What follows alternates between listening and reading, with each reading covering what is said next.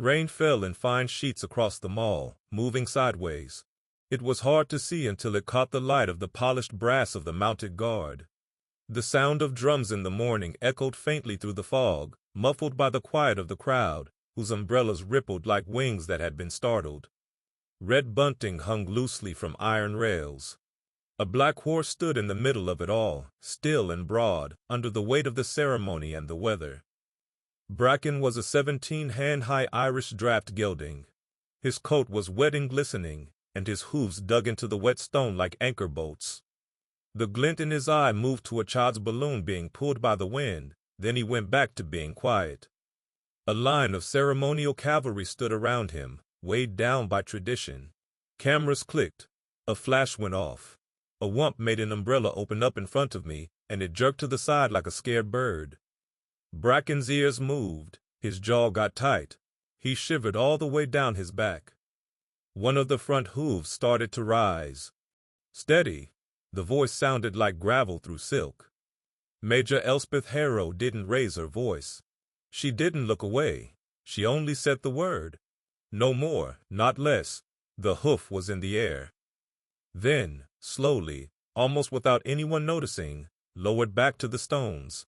Bracken breathed out slowly and evenly, as if the breath didn't come from his lungs, but from the ground below him. The moment was over. The line stayed strong. The noise from the street kept going. The boy who had the balloon laughed. A bugle cried out from somewhere far away. Then it was black. You will know why standing still takes more strength than moving forward by the end. 2 weeks ago, London was quiet and silver at dawn. In the fog, Hyde Park Barracks looked like a sleeping spine. The sound of early boots and the low clink of buckles echoed through its tiled halls. Voices that were hard to hear came over steaming mugs. As they carefully put the saddles in place, they creaked. Bracken moved his weight and flicked his tail in the stall that was the farthest from the doors. He blinked at the ceiling once, as if to say yes to an unspoken question. Sergeant Rowan Hale moved like a clock. Handwear. Check the band. Strap for the chin. The last thing was the thin, worn black elastic band on his wrist that was easy to miss. He pulled on it a little bit. A routine. A warning to himself not to act or hurry. One of those private ties that kept him steady, even when the world pulled hard. He got to Bracken's stall and opened the door. The horse's ears turned back when it heard the noise, but it didn't move. Rowan put a hand on the animal's cheek, and for a moment, neither of them moved. They walked into the courtyard together. The stone on the ground was wet with mist. The parade square was waiting beyond the archway. Major Harrow was already there, her coat crisp and her face unreadable, as if the cold and damp didn't bother her. She said right away, "Blue Line trial." Her voice was steady, sharp, not ceremonial. Not for show. Not for clapping. This is faith. This is readiness that has been tested in the city. No news, there is no parade. No second chances. She stopped for a moment. Someone behind her gave her a clipboard with names written in black ink, some of which had slashes through them. She went on to say, "Your observer will be Gareth Pike." The silence that came after was not dramatic, but useful. Everyone knew the name. Pike, a former rugby player who became famous on social media, had a following because he broke down polished tradition. His most recent video, which was shot in a blurry vertical blur, went viral in less than a week. He smiled at the camera and said, "Let's throw these spoiled ponies into the real city. See how long their medals last on a Camden road during rush hour." Harrow had not said anything in public. She had instead come up with a quiet test. Drills for urban pressure. Being ready for an emergency. Behavioral limits when under stress. No people. No awards. Just numbers and decisions. Pike had been asked not to cheer or criticize, but to watch. Rowan took Bracken through Kensington Gardens later that morning, when the sun was slowly rising behind the clouds. There were only a few joggers or early dog walkers in the park. Bracken moved sideways, with his shoulders in, smoothly but alert, his ears flicking toward every sound that passed by. Rowan led him along wet paths, over slick paving stones, and through the faint sound of traffic. A recording of sirens, bus doors hissing, and bicycle bells played through a speaker that was attached to Rowan's coat. Bracken raised his head at the loudest sounds, but he didn't stop dancing. A plastic bag caught the wind by the lake and flew across the path. Bracken stopped, tensed. The reflex came back for a moment. That same edge, that little twitch of fight or flight. Rowan didn't say anything. He just pulled on the rubber band on his wrist. Bracken didn't move. The bag got stuck on a bush behind them and stopped moving. They kept going. That night, the tack room at the barracks was full of unspoken questions. Saddles had been given out with small changes. Some felt heavier. Some had strange red stitching that could only be seen on the bottom. Rowan flipped it over and ran his fingers along the seam. He didn't ask. He didn't say anything. He quietly put it on Bracken's back. The weight moved forward just enough to be seen. Not too hard, but on purpose. There were whispers all over the stables. Red seam means prototype. More weight in the bags. No heads up from the quartermaster. Rowan led Bracken to his stall. Gave him one last brush along the neck. A voice called from the other end as he was about to leave. "Sergeant, tomorrow is a big day. I hope your horse likes surprises." Pike was the one. No phone, no crew, just standing there with a smile that looked like a dull blade. Rowan didn't say anything. The door clicked shut after him. Hera went upstairs to look over the last list. Her eyes stopped on one name, one amount, and one line of red ink. And for a moment, in the quiet between pages, she let herself think about the future. The fog in Kensington Gardens didn't go away, it just moved around. It clung low, curling along the stone path like something that was half alive and shivering in the morning light. By 7 the gardens were empty, even though they were usually full of dog walkers and tourists. The crows, on the other hand, didn't seem to care. They hopped from dew-covered benches to the remnants of a torn sandwich near the lake. Rowan Hale stood at the southern gate with one gloved hand resting lightly on Bracken's reins. The gelding's breath came out in soft puffs, and his nostrils flared a little because it was cold. His ears twitched when a delivery truck stopped just outside the gates, its tires squealing on wet asphalt. He didn't step. Not yet. Rowan didn't say anything. He just sat there and waited. He knew that starting too soon was a bad idea. Not for practice like this. The ground was still wet from the rain the night before, and the extra weight of the saddle had moved the center of gravity just enough to be felt. Bracken felt it too. The horse moved once, shifting his weight like a soldier settling in under armor. This was the first day of the trial, not a race, not a march, a test. The new saddle held more than just weight. Sandbags and weighted discs were carefully placed in the side pouches, wrapped in tight canvas to look like mounted patrol gear. Rope, first aid kits, and barrier kits. Everything a real urban response horse might need in an emergency. Most ceremonial mounts only felt like polished steel and fabric. Today was not the same. The red thread that was sewn into Bracken's saddle was more than just a mark. Anyone who was paying attention could see that this one carried more. More weight, more stress, more danger. Rowan moved the strap that was under his chin. A small speaker that was hidden inside his coat crackled to life. The voice on the other end was short and to the point. "You're green. Go ahead." They moved ahead. No orders, no kicking heels. Rowan just shifted his weight, and Bracken acted like he could see his spine. Their road went around the edges of the garden's south loop. They walked under rows of maple trees, whose leaves were wet and curled in. A double-decker bus went by on the other road, and the sound of its brakes split the morning. Bracken's right ear twitched, but he kept going. A cyclist sped by on the other side of the railing, earbuds in, and music leaked out in bursts of muffled bass. Bracken slowed down for half a step, then made it right. No looking at each other. Don't panic. Just a change.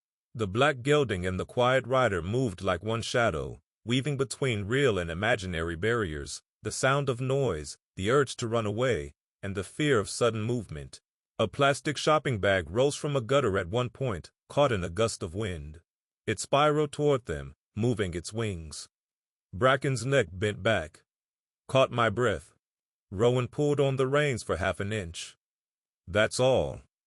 The horse stopped for a second, then moved to the side, smoothly and on purpose, out of its way.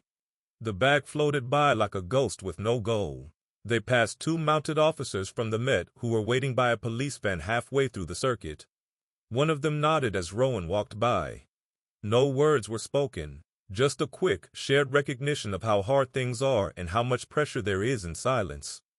At the end, they had to cross the narrow stone footbridge in the garden, arched, slippery, and surrounded by hedges that were quiet and damp. Bracken stopped for a moment, his nose pointing up the slope. The saddle's weight made it lean back a little. Rowan didn't push. He let the horse feel the ground. Bracken stepped on purpose, taking 3 slow steps, then 4, and then the rhythm came back. The bridge creaked under the weight, but not too loudly. They crossed without saying a word. A man in a civilian jacket leaned against the post at the finish line and held a paper cup of flat white. Gareth Pike. He smiled and watched Bracken's hooves with the eyes of a scout looking for weakness. You're carrying more than just a parade flag, buddy. Rowan got off his horse without looking at him. He loosened the girth strap and led Bracken to the temporary grooming tent. Pike tapped the edge of his cup with one finger as he watched them leave. There was a quiet murmur between the riders back at the barracks. People were checking the saddles, weighed, changed. Rowan was just about to take Bracken's kit when a quartermaster stopped him. He pointed to the saddle. Rowan gave it to him without saying a word. The man put it on the scale. A break. Then a brow went up. 10% more. Rowan didn't say anything. He reached into the pouch and took out one of the weight packs.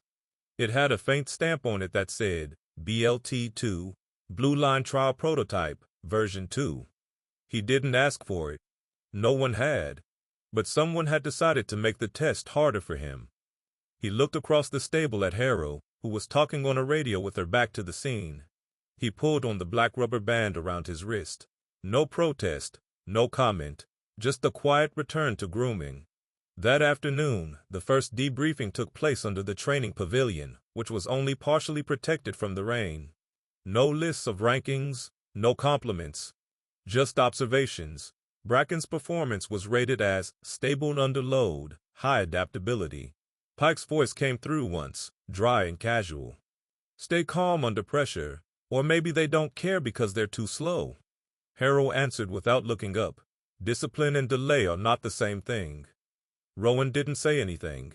He cleaned Bracken's hooves with steady hands, making sure that every move was right and not rushed. The gelding was slowly chewing on hay behind him. The rain got heavier outside. The rain made the stone paths as slippery as oil. The next drill, the crowd simulation, would start tomorrow. Louder, more stress, more people, but tonight, it's quiet. Muscle stress, mud on the feet. No clapping. All you could hear was the soft sound of breathing and water and waiting. Rain gathered in the corners of the training ground, making dark circles where boots and hooves had stepped. The gravel was slippery, and there were muddy patches near the edges. There were rows of canvas panels around the edge, each one covered with flapping Union Jacks and nylon windbreakers. They were all tied loosely so they could move in the wind. It wasn't pretty. It was planned. Rowan Hale stood still at the edge of the drill yard, his helmet low and his gloved hand resting on Bracken's bridle. The gelding's ears were pinned forward, and he was alert, watching every move, from flags and canvas flaps to the sound of a tram turning at South Carriage Drive. Bracken was breathing slowly, and his nostrils were twitching in time with his chest, which was rising and falling under the heavy saddle that still had a faint red seam on it. It wasn't about terrain or endurance anymore during today's drill. It was about the people. There were 6 fake spectators dressed like regular people who had been put in a circle. Some had umbrellas with them. Some people had laminated football chants in their hands. There was a narrow path in the middle of the chaos that was only wide enough for 2 horses to walk side by side. The loudspeakers in the corners hissed and buzzed before coming to life. It started with a cheer, then a growing chorus of voices saying, "Come on, you Reds! Come on, you Blue people!" It echoed with the eerie rhythm of a stadium. Not in tune, too loud. Not right for the open sky. One of the fake civilians popped the balloon. Bracken flinched, not a full startle, but a shift. Rowan moved his seat. No pull on the reins. Just a tilt of the hips, a signal through weight. Bracken came to a stop. Breathing got back to normal. There were 2 seconds. Then they went in.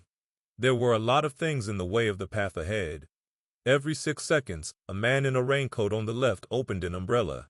2 other people on the right hit plastic bottles against the metal rails in time with the speaker's chants.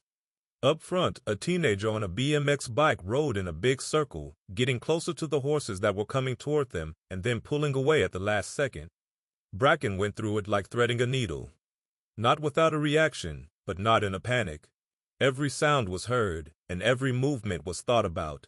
He slowed down as he got close to the umbrella. Stopped once when the cyclist lunged. But he kept going forward, unshaken. A second pair of riders started to enter the zone behind them. The sound of a vuvuzela coming from the loudspeaker made one of the horses, a tall chestnut named Finley, twitch a lot. The rider pulled too hard, making the reins tight and uneven. Finley's head shot up, and his front legs were half lifted off the ground.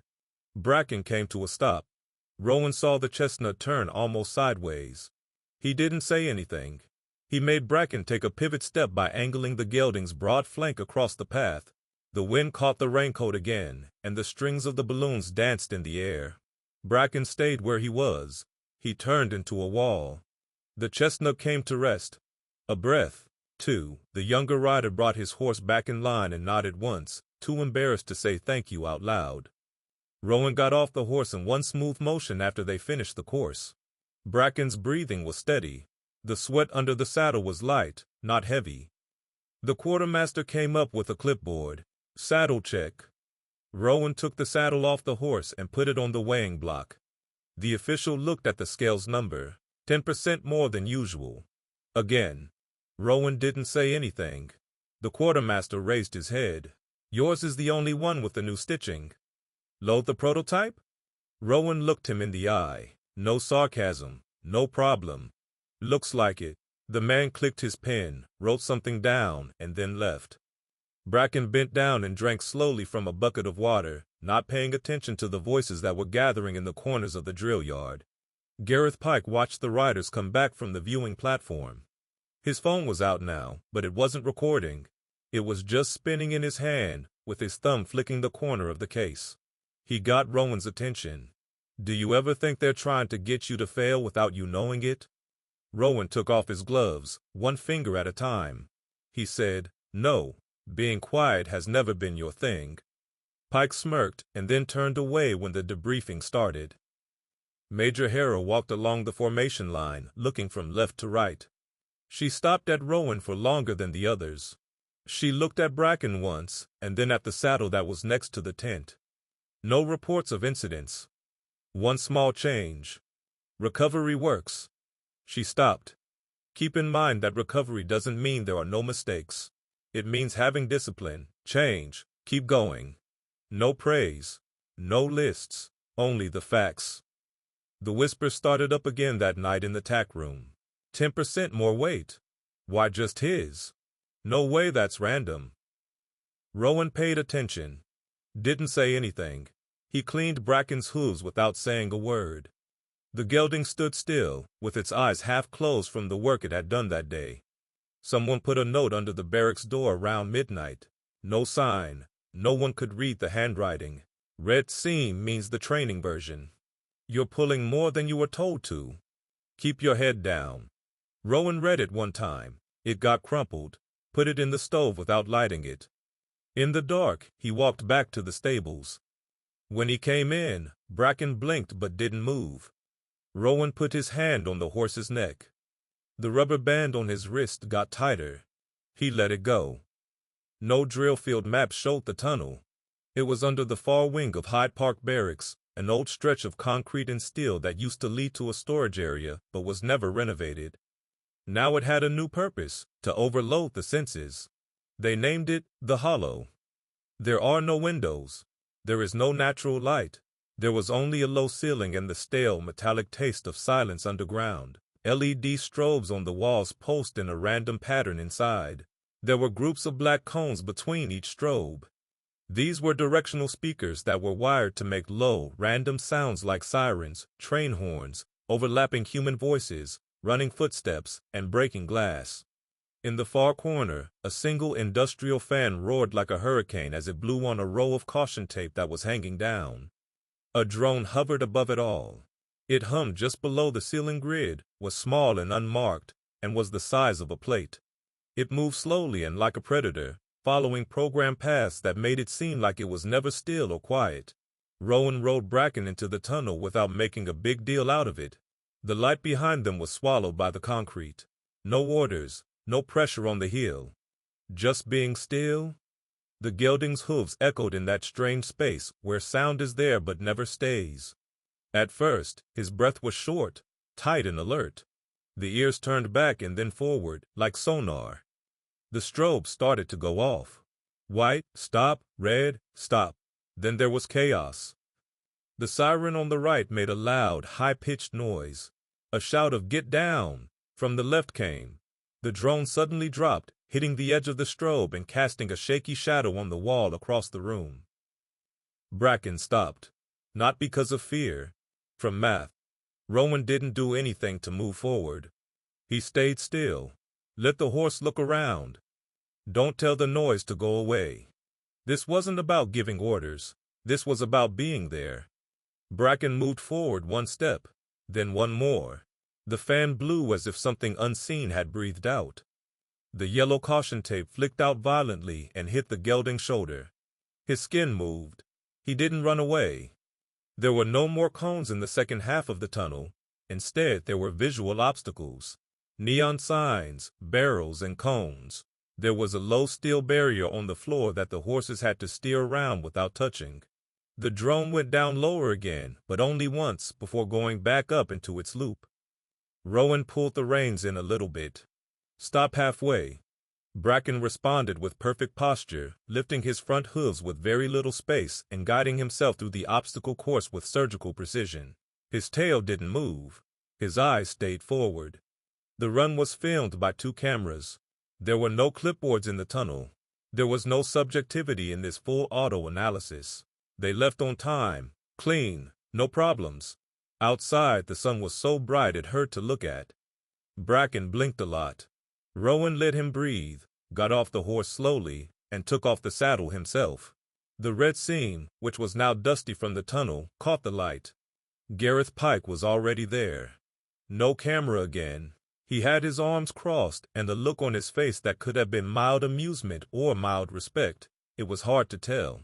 He said without being asked, "You have a thinking horse." Rowan took the lid off the water canteen and poured a little bit into Bracken's bucket. "He has eyes. I let him use them." Pike added, "Not the usual strategy. Most riders freak out when it gets quiet." Rowan didn't say anything. He saw the horse drink. That day, the analysis was put up on a corkboard in the drill tent. Each team was given a rank that was not made public but could be seen by anyone who wanted to. Bracken and Rowan had the best overall score of all the people in the group who had to go through the gauntlet. No mistakes, no punishments. The fastest way to respond to an obstacle. Most heart rate recovery. Rowan looked over the list once. Again, his name was in the middle, not the bottom, not the best choice. He looked at the paper for one more second before turning to leave. Harrow walked by him at the door. She looked at the list and then at Rowan. Her eyes didn't give anything away. Not okay, no contempt, just an evaluation. He wasn't shocked. Not quite. But something behind his ribs sank down a half-inch. The wind changed that night as the horses cooled down. It smelled like rubber and something else, maybe burnt paper? Rowan looked at the gate to the barracks. Nothing in sight. But something had changed. He found the note that had been left the night before still in his chest pocket, now crumpled and almost unreadable, while he was folding Bracken's blanket. He read it again. The red seam means it's a training version. You're taking more than you're told to. Keep your head down. Bracken snorted behind him and shook off some dust. Rowan looked at the horse, then at the red seam, and finally at the door to the empty stable. He threw the note again. This time, he set it on fire. The fire spread quickly. Bracken stood still in the far corner of the courtyard that night, under the high beams. It had started to rain again, softly and steadily. Rowan stood next to him, not saying anything, with his hands in his pockets. He didn't say anything, but the rubber band was very tight on the corner of his wrist. He gave up, and Bracken let out a breath. The rain stopped some time before dawn. It didn't matter. The sky was still low, swollen and pale, and the light behind the clouds was a dull iron color. The Hyde Park Barracks woke up slowly. Wet stone boots, zippers, buckled. The feed bags fell quietly next to the stalls. Bracken chewed slowly, and steam came out of his nose in steady waves. His coat had dried overnight, but there were still bits of dust from the tunnel stuck to the edges of his saddle pad. Rowan didn't say anything as he brushed them off in long, even strokes. Not in a hurry. Voices were arguing in short bursts above them about moving perimeter cones, changing schedules, or where to put gear.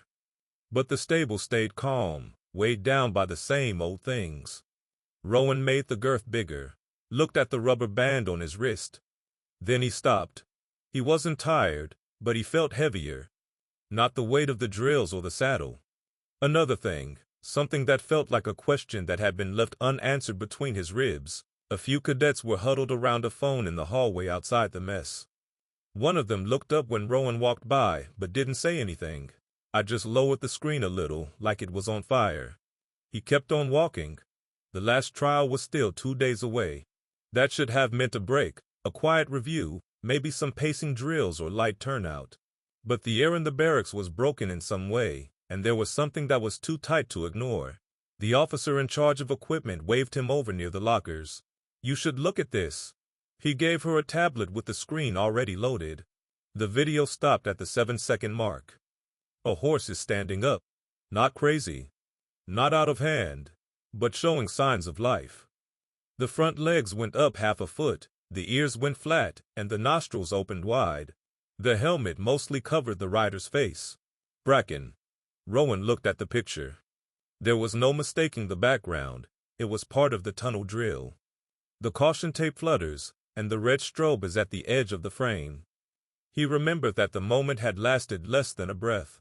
The speakers made a loud whistle. A shock, a change, but the video didn't show any of that. Only 7 seconds. In a loop, without any context. In bold white text, the caption reads, "Ceremonial can't handle it." 200,000 people saw it in 12 hours. 1,000 comments. He went down. I guess they can't handle a paper bag. Taxpayer ponies shying away from Halloween decorations. Maybe you should try a real street. Rowan brought the screen down. His jaw was locked, but he didn't say anything. The video had gotten out. No badges, no clear faces, but someone from the inside. Someone who could get in. He gave the tablet back. "Thanks." Bracken scratched the ground once outside. Not scared, just can't sit still. Rowan got on without saying anything and led him to the small training paddock behind the mess. No drills, no orders, just moving. They quietly trotted between low cones. Bracken moved well, better than normal, responsive, breathing evenly. Rowan's mind, on the other hand, was elsewhere. The video wasn't it. He thought that no one had talked to him directly. No warning, no check-in, just whispers, phone calls, and looks from the side. Pike leaned against the fence at the far end of the paddock. Not this time. No coffee. He just stood there with his arms crossed over a waxed jacket, watching with that same unreadable smile. "That clip is bad form," he said as Rowan got closer. 7 seconds tells no truth. Rowan made Bracken walk. The gelding turned its ear toward Pike, but didn't stop. "Then why post it?" Pike said simply. "I didn't. But someone thought it would make a point." "What point?" "That maybe not all calm is real calm. The training might be tighter than the show." Rowan got off. He led Bracken to the hose line, where water was hissing softly from the spout. The air smelled like wet rubber and damp earth. Pike took a few steps. "You know, the internet has already made up its mind." "That won't change the facts." Rowan shut off the water. "The internet once gave a ship the name Bodie McBoatface." Pike smiled. "I voted for it." Rowan didn't say anything. He sat on his bunk that night with the lights off. The barracks were quiet, with bunkmates moving around, kettles boiling, and horses shuffling around below. A folded piece of paper was in his hand. Not a letter, not yet. Just a half-finished paragraph that looks like it was written with care.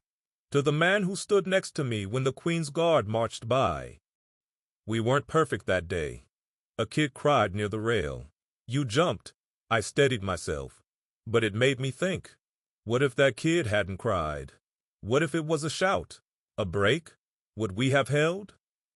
He stopped putting words on paper. Tore the page. Put it in the trash.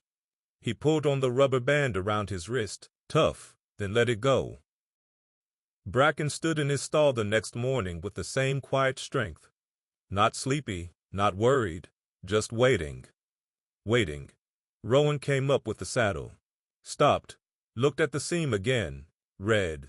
He tightened the girth, put his hand on Bracken's shoulder. He said, not for show, not for clips, not even for them. Bracken moved his weight around under him, calm and ready. And somewhere, above the clouds and below the noise, the day started over. The wind blew across the roof of the barracks like a breath from far away. Not very high and steady, the kind that didn't bring rain but promised more. The floodlights had been turned off for the night in the courtyard, leaving everything in shades of gray and black. The flags on the west wall barely moved, as if they were holding their breath. The stables were asleep inside. Bracken's breath rose in slow, foggy strands. He stood still, with his muscles relaxed and one of his back hooves slightly raised, like horses do when they don't feel threatened. Rowan sat with his back against the wooden beam just outside the stall, with his coat zipped and a pen in his hand. The notebook on his lap was open, and the corners were curled from use. The page was half full of cross-outs. It was hard to write the words. Not because they were upset, but they needed honesty, and honesty was always harder to find at night. He said, "We don't train to do things, we train to keep people safe. We practice so that no one else sees the moment we were ready for." He stopped, drew a line through the sentence. It sounded too planned, too polished. There had been some quiet talk about it before, but it wasn't very serious. A staff member who was visiting said, almost without thinking, that some horses were learning piaffe movements, steps that stand out, fast, controlled trots in place. Showy, very good, good for the people, good for the camera. He had seen one of them before, a bird with a long neck and sharp legs. It moved like it knew someone was watching. The kind of movement that looked like discipline, but was really just stress. Bracken didn't do any tricks. He answered. He held on. That was always the plan. But now, with all the noise, the leaking video, and the attention, the question had gotten in. Would it help? A little bit of polish. That afternoon, he took Bracken out by himself just to see how it would go. He had shortened the reins, shifted his weight, and tapped gently behind the girth in the empty drill yard. Bracken answered, but at first he was confused. Then he slowly raised his front legs, not sure if this was a correction or a command. His breathing changed. The rhythm stopped. Rowan stopped right away. Let him go. Didn't say anything, but the doubt was still there. He read the note he had written earlier in the quiet. It was crumpled up in his pocket. The one he hadn't sent. Not to someone higher up, not to a friend, but to someone you don't know. A man who was old once told him after a parade that the horses made him feel safe. That man had walked with a cane, leaning against the crowd rail and squinting his eyes to see through the glare. The man jumped when the drum started and the boots stomped. Reflex, history in the bones.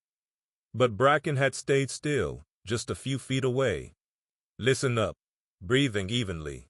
The man had said in a low voice, that one's solid. Rowan remembered it better than most things. He took the ripped note out of his coat pocket again. To the man who once flinched next to me.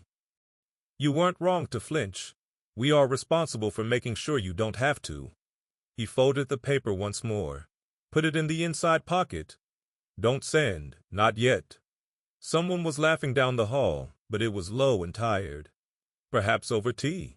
Maybe about something else. But it sounded far away, like the world was moving a little faster than he could catch up with. He looked at Bracken once more. The horse blinked slowly, dropped his head to the straw, and breathed out. Rowan got up, stretched. There was a faint line on his skin where the rubber band had been. He pulled on it once, let it go. Then they walked back down the stable aisle, their footsteps quiet. Major Harrow was looking at a spreadsheet on her computer screen upstairs. A grid with names, codes, and numbers. Recovery of heart rate, time limits, behavior problems, tolerance for load. Bracken's line had the best scores. But she didn't mark his name with a red circle. Not yet. She leaned back, put her hands together, and closed her eyes for a moment. The word came to her without her asking. Steady. She didn't say it out loud. But the meaning was like a compass behind her ribs. Gareth Pike looked through his messages in the barracks lounge. He had received another clip. Not changed. A drill with a body camera angle. Not clear, but still useful. He didn't put it up. Not yet. He tapped the screen. It was locked. Then he grabbed his coat and walked toward the door. The wind had changed direction outside. Something would change by morning. Not a command, not a breakdown, but a choice. That would be enough for now. The rain from last night had left the courtyard wet. Pale streaks of dawn lined the windows that faced east, and for a moment it felt like everything was holding its breath. There had been no drills. There are no announcements on the board. There was just an odd stillness that made the barracks seem too quiet. Rowan stood next to the hose tap and brushed the mud off Bracken's fetlocks. The gelding moved a little, and one hoof scraped against the stone as if he was feeling the same way as his rider. Rowan's rubber band felt tighter on her wrist this morning. Not stretched out, just there. Like a little voice telling him to slow down. He hadn't talked to Harrow since the tunnel drill. She hadn't talked to anyone directly. No thanks, no new assignment. But the rankings that were posted outside the tack room were still the same. Bracken's name was still in the middle column. Not a favorite, not a failure, just not taking sides. But Rowan knew those numbers. Every detail and every measure. They were top-notch in terms of efficiency, control, physical condition, and rider coordination. He read each one line by line. Bracken had the best overall performance in the group. But still no promotion, no circle, no star. There was no sign that they were being watched, thought about, or chosen. Rowan felt like the silence was pushing down on him like a weight. Later that morning, while he was tightening the saddle strap, he saw Harrow waiting at the edge of the paddock. She stood there with her coat buttoned all the way up to her neck and her boots freshly polished. The wind pulled on the hem a little. It was hard to tell what she was thinking. But just being there made a space around her, as if gravity were pulling everything else away. Rowan didn't say anything. Harrow took one step forward, keeping his eyes on Bracken. You kept trying to prove it, she said, trying to get ahead of it.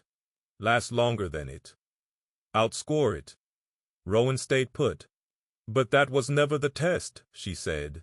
Not really. He tilted his head a little to show that he was listening. Not hard, not eager, just here. She turned her head for a moment to look at the arena, where one of the newer recruits was having trouble getting a nervous chestnut past a tarp that was flapping on a pole. Harrow said, anyone can go longer. Few can stop when it counts. Rowan didn't nod. He didn't say anything, he just let the words hang there. You asked yourself why you weren't a top pick, she said. You kept thinking about what you were missing. Why a clean score wasn't enough. He was patient. She turned around and looked at Bracken. We don't need soldiers who do their jobs. We need anchors, adrenaline, stillness. Trust when the noise comes. She moved closer, she said. The last drill. Stop if you hear the word steady. No matter how well you're doing, no matter how much ground is left, you stop, not slowly, not for show. Right away. Rowan let out a breath, almost a laugh. But it wasn't funny. So it's not about finishing? Harrow shook her head. It's about following orders when you're under pressure. You might be running well. You might have momentum. But when the time comes for peace, you give it. Bracken raised his head a little. The wind had changed. The flags on the tower behind them moved in a different direction. Rowan looked at Harrow and then at his horse. That is the real weight, then? Yes, no one will see it. No, she said, but someone out there will feel it. Someone who needs it. She turned around and left, stopped. She said, a calm stop is a public promise. After that, she was gone. Rowan took Bracken out by himself that night. No drills, no bags on the saddle. A walk with no shoes on along the quiet side of the park road. The lamps hadn't come on yet, but the light was fading, that soft gray quiet that London has in the winter. Bracken walked with his head down and his tail swinging naturally. Rowan's coat brushed against the rubber band on his wrist. Not pulled, just taking a break. A cyclist sped by too quickly and too close at one intersection, yelling something that sounded half sarcastic into the night air. Bracken stopped. Rowan didn't say anything. The moment was over. No stress. No need to make a change. They stopped by the pond later. A few geese came together on the bank. There was a dog barking behind a hedge. Rowan put his hand in his coat. He took out the old note. The one to the guy who flinched. He read it again, then slowly started to write below the last line. We have enough fighters. We need more barriers. More noise anchors, fewer races, more stops. He carefully folded the page, put it back in his coat, and turned Bracken around to go home. The wind started to blow again. But this time, it seemed to be pushing them forward, not away. London was already awake, even though the sun hadn't come up yet. The sky was the color of old pewter, and cold light gathered above the rooftops. There were barricades on the streets near the mall, and heavy canvas banners and mounted signs lined the way. The banners looked like tired flags hanging from scaffold poles. No press, no people, just a controlled simulation. A thin layer of fog still hung low over the red stone surface of the mall, which had been covered in a thin layer of rain from the night before. The ceremonial road that used to have boots and trumpets on it now had wires, motion sensors, sound machines, and a tension in the air that could be felt. Rowan changed the strap on his helmet. His breath was steady and deep, and he let it out through his nose. Bracken stood next to him, ears perked up but relaxed. The red-stitched saddle shone against his dark coat. That morning he had been groomed very well. Not for show. To make things clear. Every touch is perfect.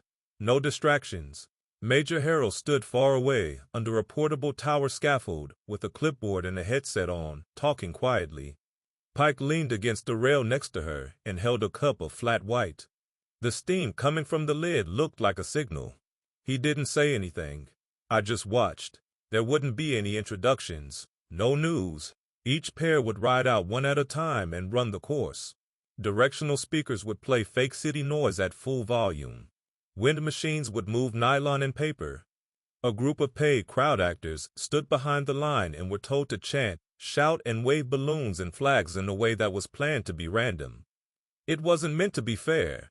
It was made to find a line and see who could stay on it. Rowan sat up straight in the saddle. Bracken let out a breath and moved his weight forward. The light for the signal turned green. They changed places. The sound of hooves on wet stone echoed, but the morning fog muffled it. Bracken walked smoothly, moving forward without stopping, with his neck bent just enough to show that he was focused but not tense. Rowan led him into the lane. The noise started then. The first thing I heard was the sound of a tube train far away. Then there were high-pitched whistles. Then there were voices, shouts, fights, and drunken chants that played over speakers with a little bit of distortion. Be careful. Watch it. Get moving, buddy. Get moving. Then a whistle. After that, a balloon burst. Bracken shook, which was a small, natural step, but he got back on his feet before the weight shifted completely to his back legs. Rowan didn't say anything. He let the moment pass. From the right, an actor in a neon raincoat stumbled into view, yelling something that didn't make sense. Bracken's ears moved. He never slowed down. The path got smaller. There was a thunder sheet on wheels being pulled in a figure 8 shape right in front of us. It made a loud noise, like scaffolding falling down. The noise came out of nowhere and was wrong, more like an industrial area than a city. A scream made of metal. Bracken got ready for a step, but Rowan leaned a little forward, moving his center down and taking a breath through his stomach. The horse stopped moving inside, then went through it. They walked past a group of people holding plastic flags and chanting. A girl with a red balloon shaped like a dog came up behind a barricade. The crowd actors yelled fake cheers. Another siren went off. Rowan only thought about how it felt. He didn't hold on with his knees. He didn't pull on the reins. He used the rubber band on his wrist to remind him to do less. Then the time came. Harold's voice came through the headset and into a directional speaker that was mounted at head level. One word: steady. Rowan heard it. Bracken heard it. The gelding stopped right then and there. No fight, no stumbles, no flourish. He came to a stop. 4 hooves are frozen. Forward ears, holding your breath, then letting it out. As if the order had come from inside instead of outside. They stood up. The thunder sheet came by again. Someone in the crowd jumped up and waved a scarf with a football on it. A balloon floated right into Bracken's face and then popped in the wind. He stayed still. Rowan didn't move his hands. The moment went on. 3 seconds, 5. Then there was silence. Even the speaker stopped talking. Harold tapped her pen twice. The test was done. Rowan got off the horse slowly. His boots hit the ground without making a sound. He gave Bracken one pat on the neck, not to show how well he was doing, but to show that he was there. For being there. Pike walked toward them, finally breaking through the barrier that was there. "That was it," he said, his voice flatter than usual. Rowan nodded a little. "Stop." Pike drank from the paper cup. There was no more steam left. "Discipline under load," he said in a low voice. "That's the short version, right?" Rowan didn't answer. Harold marked the clipboard once more, and then put it in her coat near the barracks. She looked at the heart rate data readout. Time to react, delay in command. All recorded, all of them are timed. Bracken had taken less than half a second to respond to the steady command. He hadn't moved a single hoof since he stopped. During the hold, his heart rate slowed down. Not fought, slowed down. That was faith. That was enough. After the rigs were packed up and the simulation gear was taken down, the mall went back to being quiet like it always is. Again, it started to rain. Like fog, light. Bracken stood outside the barracks under the awning with his eyes half closed. A little girl walked through the gate with her mom, pulling a piece of cardboard behind her. 3 words were written in bright crayon letters. "Steady, Bracken." The horse didn't blink. But his ears moved forward, and his breath kept coming in a low, steady stream. Now, the parade square looked different. No simulation, no speakers, no tarps that flap or actors in the crowd. There was only morning fog hanging low over the stones and the smell of wet hay coming from the open stables. There was no drill planned, no gear set up, and no ranking list posted on the bulletin board for the first time in weeks. Nothing but silence. True silence. Rowan walked Bracken in slow circles close to the wall on the other side. The gelding moved with the same deep calm, with his weight balanced, his stride even, and his ears turning to listen to the quiet. They weren't practicing anymore. That part was over. The Blue Line trial was finished. It didn't have a winner officially. No news. A quiet dismissal of participants, an anonymous data entry into internal records, and a final nod from the commanding officer at morning roll call. But deep down, everyone knew who had died, who had been seen, who had stayed still when it was important. Rowan didn't want to be validated. He didn't need it, but what happened that day wasn't what he thought it would be. A door was left slightly open in the officer's hallway. Harold stood by the window, with her coat hanging on the rack behind her and steam coming up from a mug of builder's tea on the sill. Without turning, she motioned for Rowan to come in. He went in. For a while, she didn't say anything. A line of cadets brushed their mounts down outside the window as the rain began to stop. The mist was starting to let in some sunlight. Finally, she said, "I have an assignment." He stayed put. She opened the drawer of her desk, took out a thick folder, and put it on the table. There was a logo on the front that I had never seen before. A simple outline of a horse and rider. Not swords, no crests, just stay balanced. Quiet. Street-safe ride, she said. Rowan raised one eyebrow, but not very much. She went on. New public program. Mounted presence at community events, schools, and neighborhoods that are sensitive. Not for show. Not armed, just saw.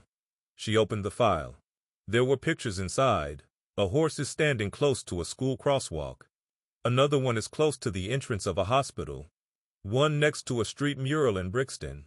They need a calm couple. One that knows how to hold back. Silence. Who won't be bothered by flashing lights, loud kids, or too many people nearby. No fanfare. No bands that march. Just a quiet word of comfort. She hit the top of the folder. You and Bracken. Rowan took a slow breath. Full time? First pilot? Half a year. You'll be the one who shows it off. Posters, campaigns, and interviews. Media approved. Facing civilians. You will wear blue, not red. Rowan looked down at his shoes.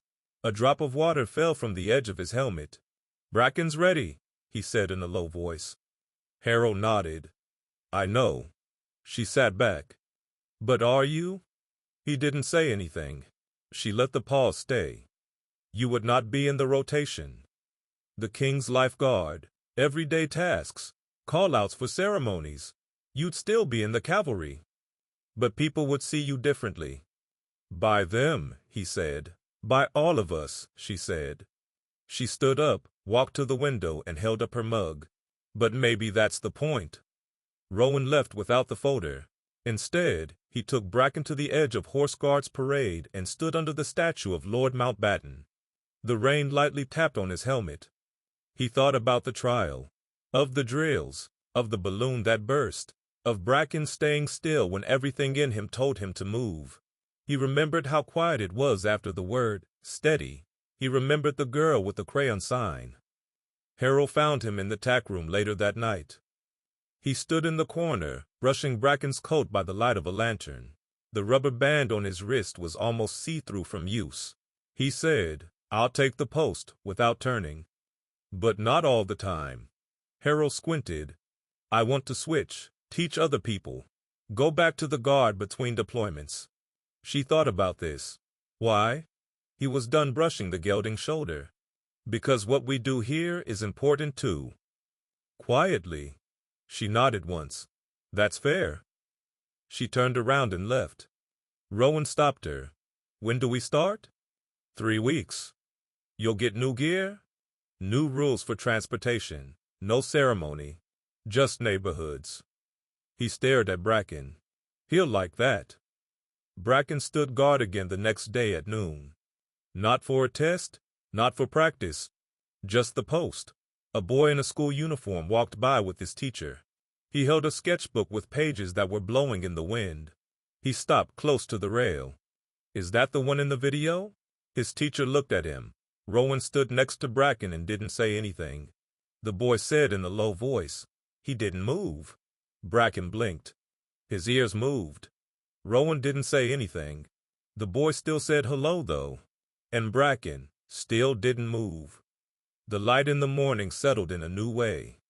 Not gold, not gray, just relax. Bracken stood in front of a public primary school in Southwark, watching kids pour out of the front gates like marbles that had been dropped. Backpacks bounced. The brick walls echoed with laughter. 2 students stopped in their tracks when they saw him, their eyes wide and mouths open in shock. He didn't move. Rowan stood next to him in the new uniform, which was less formal and more useful. A jacket in navy blue, no sword, no plume. His helmet seemed to be lighter. His boots weren't as shiny, but the rubber band was still on his wrist, though it was now faint and dulled by time. They were no longer on display. They were there. It was clear that things were changing after just 2 weeks of the street safe ride pilot. They no longer worked behind walls of glass. No more polished paths, practiced dance moves, or loud fanfare. Now there were sidewalks that weren't even, barking dogs, car horns, kids who were interested, and whether that changed all the time. Rowan had never felt more at home. A teacher waved from the corner of the schoolyard. That horse's name is Bracken, isn't it? Rowan nodded. I read about him in the news. He said he stood still during a riot drill or something. Rowan gave a weak smile. He just listens. She said, he's smart. We need one of him in every borough. Bracken let out a breath. Later that afternoon, they walked along the riverbank, dodging joggers, tourists, and a street musician playing a steel drum near the bridge. A woman in a wheelchair wanted to pet the horse. Rowan got off without saying anything, gently led Bracken forward, and let the woman put a shaking hand on the gelding's shoulder. Bracken leaned into the touch, but not too much. They went back to their barracks that night through the back gate. The ceremonial guards were already inside polishing their gear for the change of guard tomorrow. The stone made a faint sound like trumpets. Rowan took off the saddle without saying a word. Over time, the red seam had faded, but the stitching stayed strong.